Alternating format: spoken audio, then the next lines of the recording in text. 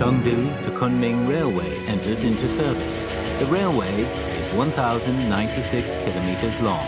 It crosses difficult terrain and a complex geological environment. Experts from other countries had asserted that this area was a no-go zone for railway construction.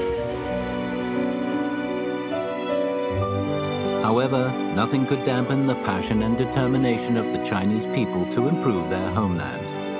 The construction teams devoted their sweat and blood to building this remarkable railway.